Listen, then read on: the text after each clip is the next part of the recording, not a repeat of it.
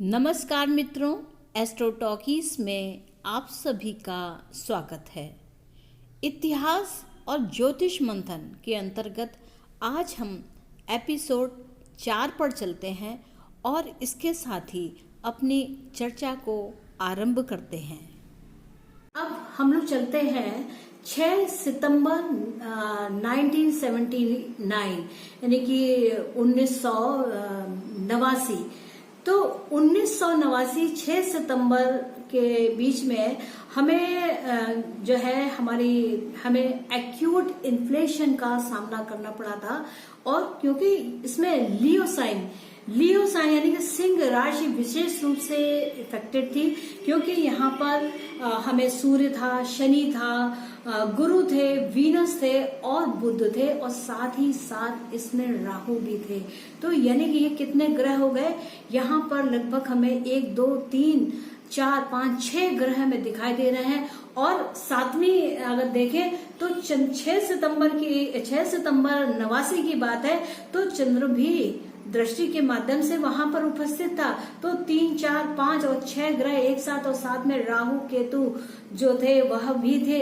हाँ, मंगल केवल अलग था। मंगल जो था वह बुध की राशि में था और प्रभावहीन था, क्योंकि बुध की राशि में मंगल अच्छे परिणाम नहीं दे पाते हैं। वहां पर वो अपने जो मंगल का सेंस है वो इतने दिमाग का प्रयोग नहीं कर पाते हैं। और जो बुध थे वह सूर्य की राशि में थे। तो इसका सूर्य, शनि, गुरु, शुक्र और बुध साथ और चंद्र दृष्टि के माध्यम से, साथ ही राहु केतु भी दृष्टि और उपस्थिति के माध्यम से सिंह राशि को इन्होंने प्रभावित कर रखा था। तो सिंह राशि में आप देखिए तो ये हाईली इफेक्टेड थी, यानी कि सारे ग्रहों का बल एक ही भाव में आ गया था। यानी कि सिंह राशि पूरी तरीके से प्रभावित हो गई थी। 6 सितंबर 89 में आप चाहें तो उस समय का द इंडियन एक्सप्रेस का न्यूज़पेपर देख सकते हैं। 6 सितंबर 1979 की यह जो डेट है, इसमें हमें एक्यूट इन्फ्लेशन का सामना करना पड़ा था। और यह जो ग्रहों की स्थिति है वो तो यही बता रही है कि इतने सारे ग्रह एक साथ हो गए, यहाँ इतने सारे लोग एक साथ सिंह राशि में हो गए, उसकी वजह से यह इन्फ्लेशन दिखाई दिया। यानी कि जो ग्रहों की गोष्ठी हो जाती है, यानी ग्रहों की गोष्ठी हुई, यानी कि लोगों की भी गोष्ठी हुई। किन्हीं ना किन्हीं प्रकार से सूर्य सत्ता, शनि आम व्यक्ति, वीनस आपका सुख सौख्य, गुरु आपकी मंत्रणा, मरकरी आपकी बुद्धि, आपका विवेक, और यह सब एक साथ, राहु विदेशी, कुछ अलग सोचने वाला, जो सामान्य चीजें चल रही हैं उनसे भी अलग सोचने वाला। इस कारण से कुछ हमें इस प्रकार की स्थितियां दिखाई देती हैं। जब ये एक ही राशि में जब आ जाते हैं तो कुछ ना कुछ विशेष प्रभाव दे के ही जाते हैं। तो हमें वहां पर एक्यूट इन्फ्लेशन, यानी कि 6 सितंबर 1979 आप इंडियन एक्सप्रेस का न्यूज़पेपर देखिए। मैंने ये जो लिया है यह नेट के माध्यम से ही लिया है। आप उस समय का आप पेपर देख सकते हैं। अगर आपके पास उपलब्धता हो तो आप उससे जरूर देखें, तो आप पाएंगे। और उस समय की ग्रह स्थिति क्या कहती थी, ये बहुत विशेष बात है। और आप देखिए, अगर इन ग्रहों का आप अगर नक्षत्र देखें तो क्या है, देखिए बुध मघा नक्षत्र में है, गुरु मघा नक्षत्र में है, शुक्र पूर्वा फाल्गुनी में है और शनि पूर्वा फाल्गुनी में है, राहु भी पूर्वा फाल्गुनी में है और सूर्य भी पूर्वा फाल्गुनी में है। यानी कि कुछ विशेष पुराने समय की कुछ बात के कारण यह इन्फ्लेशन, एक्यूट इन्फ्लेशन हमें दिखाई दिया। मघा हुआ, जिससे राज सत्ता पावर निश्चित तौर से बिगड़ी, और साथ ही साथ जो पूर्वा फाल्गुनी नक्षत्र का प्रभाव था, यानी कि पूर्व में किए गए किसी ऐसे कर्म का यह परिणाम था। इसीलिए एक्यूट इन्फ्लेशन दिखलाई पड़ा। लियो साइन ही हाईली इफेक्टेड हुआ। तो इससे इस प्रकार से हमें ग्रहों को देखना समझना पड़ चाहिए। अब चलते हैं 6 दिसंबर 1992। यह विशेष स्थिति है जो हम लोगों ने अपने जीवन काल में देखी। कि मैं घटना को बात नहीं कहूंगी, आप घटना के खुद समझदार हैं कि उसमें क्या हुआ था। तो 6 दिसंबर 1992 की जो स्थिति है मंगल आप देखें तो वक्री है, मंगल वक्री है कर्क राशि में, और क्या है, पुष्य नक्षत्र में है। और साथ में जो शनि है अपोजिट साइड में, यानी कि मकर राशि में शनि देव महाराज फिर श्रवण नक्षत्र में है और मकर राशि में है। शनि आम जनता, मार्स सेना पुलिस, पुष्य नक्षत्र में यानी कि नरिशमेंट कुछ ना कुछ, और श्रवण नक्षत्र। लेकिन बात क्या देखने की है कि मंगल और शनि का संघर्ष दिख रहा है, एक दूसरे को यह दृष्टि के माध्यम से संघर्ष करते हुए दिखाई दे रहे हैं। तो यह संघर्ष की जो स्थिति हुई उसमें 6 दिसंबर 1992 की घटना हुई। इस बात को समझिए, मैं घटना का नाम नहीं लूंगी, आप विकिपीडिया पे या कहीं भी जाएं और देखें कि 6 दिसंबर 1992 को क्या हुआ था। और आप यह तो सिर्फ एक ज्योतिषी घटनाओं में जो ग्रहों की स्थिति होती है, यानी कि जो विशेष घटनाएं हो रही हैं उस दौरान में ग्रहों की स्थिति क्या बतला रही है, इस चीज को एनालाइज करने के लिए मैं ये एपिसोड बना रही हूँ, इस चीज को समझने के लिए कि जब ऐसे ग्रहों में संघर्ष आते हैं तो पृथ्वी पर भी ऐसे संघर्ष हमें दिखलाई पड़ते हैं। तो यहाँ देखिए मंगल और शनि, जब चाइना में भी ऐसी स्थिति आई थी, जब 1962 की बात है, उस समय भी मंगल और शनि का हमें संघर्ष दिखा था। हमें राहु और मंगल के अंगारक योग दिखे थे।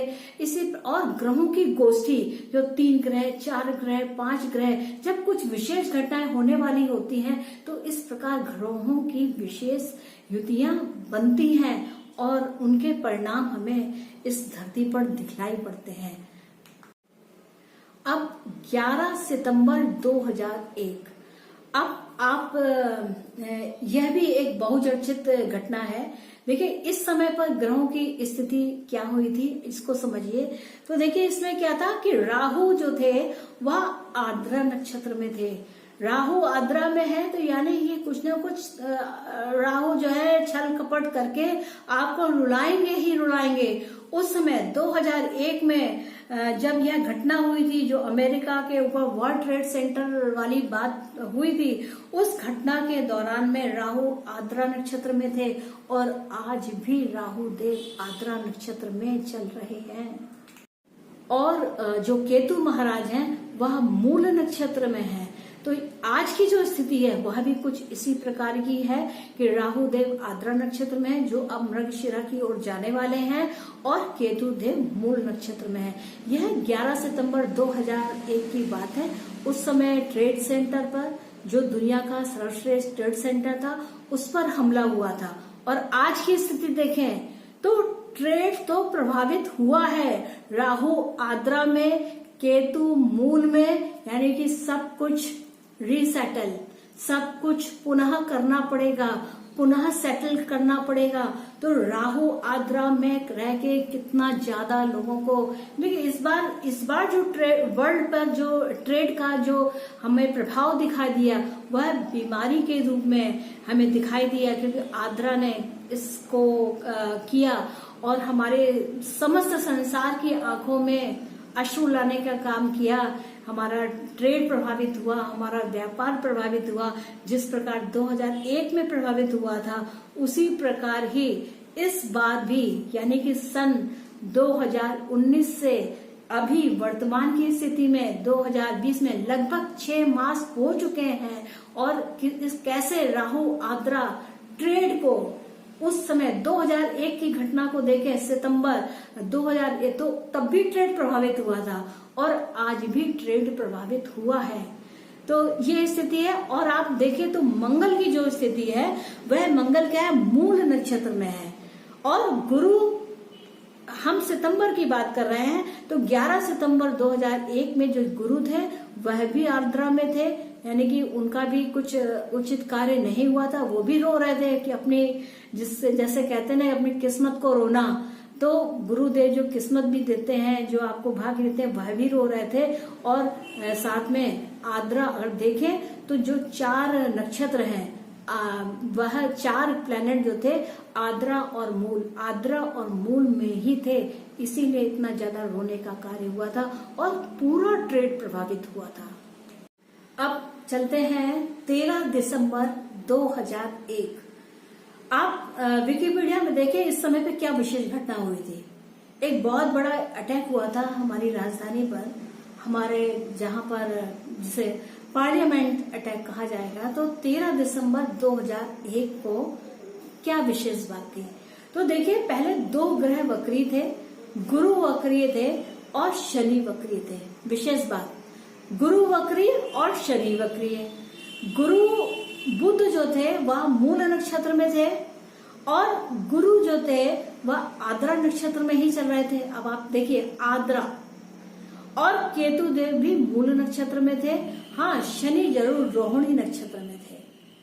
तो यह वर्ल्ड ट्रेड सेंटर के जस्ट 2 ही महीने बाद की बात है, 2 या 3 महीने एग्जैक्टली अगर देखा जाए तो 11 सितंबर को वो घटना हुई थी और 13 दिसंबर 2001 को सितंबर, अक्टूबर, नवंबर, दिसंबर, ठीक 3 महीने बाद पार्लियामेंट अटैक हुआ।